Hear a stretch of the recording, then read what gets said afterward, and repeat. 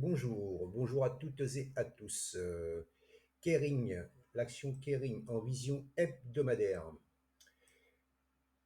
Apparemment, il commence à rebondir, mais il n'y a rien de fait, il est toujours en tendance baissière. Enfin, baissière. En journalier, il est passé haussier, hein. En journalier, il est passé haussier parce qu'il est repassé au-dessus de la 7, au-dessus de la 20 et au-dessus de la 200. En journalier, il est repassé haussier. Mais là, en hebdomadaire, je m'aperçois qu'il va arriver il arrive sous une résistance et sous un dernier plus haut ici. Dernier plus haut qui est à 200, alors le plus bas c'est 267,05, j'avais pas préparé, 277,20. Ça, c'est la résistance. Le plus haut c'est 277,20. Pour moi, pour qu'il continue à monter, il faut qu'il monte ici et qu'il clôture au-dessus. S'il y a une clôture au-dessus, là on peut s'attendre à une poursuite. Mais avant, je pense qu'il va redescendre. Alors attendez que je chope le pinceau. Je pense qu'il va redescendre, voire combler ce gap ici, là, qui est resté ici. C'est un gap journalier, hein, donc on ne le voit pas ici. Celui-ci, il a été comblé. Qui va combler ce gap ici, pourquoi pas. Et ensuite refaire un plus haut ici, c'est-à-dire qu'il ira casser le dernier plus haut, il ira taper dans la 200 et pourquoi pas après pour continuer de monter.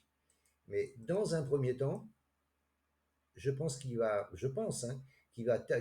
casser les 264, 277 là. Et s'il fait ça, je pense qu'il faut attendre un repli, voir le comblement du gap, ce qui n'est pas obligé, hein, mais bon, voilà. Après, pour du long terme, il faut attendre un repli, hein, faut attendre un repli, hein. Parce qu'il va casser, il va corriger, il va pas monter comme ça, pleine bille, faut pas y croire, hein. Donc, moi, perso, je vais attendre la cassure ici. S'il casse ici, je vais attendre un repli. Peut-être avant le gap, pour prendre un achat avant le gap, hein, parce que c'est pas obligé. Le gap est petit, donc c'est pas obligé qu'il le comble, hein, voilà, hein. Le gap, il n'est pas épais, hein, voilà. Et le gap, il fait de 204 à 206.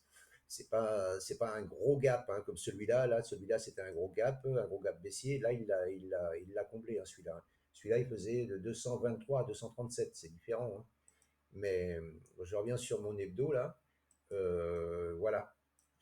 Pour moi, attendre la cassure des 277,20 en clôture, j'insiste, un repli, un repli. Alors une fois qu'il va redescendre, moi ce que je vais faire, je vais prendre Fibonacci et tout dépend où sera le plus haut, hein. Je mettrai mon Fibo au plus haut et j'attendrai les 50, 61,8, voire les 78,6.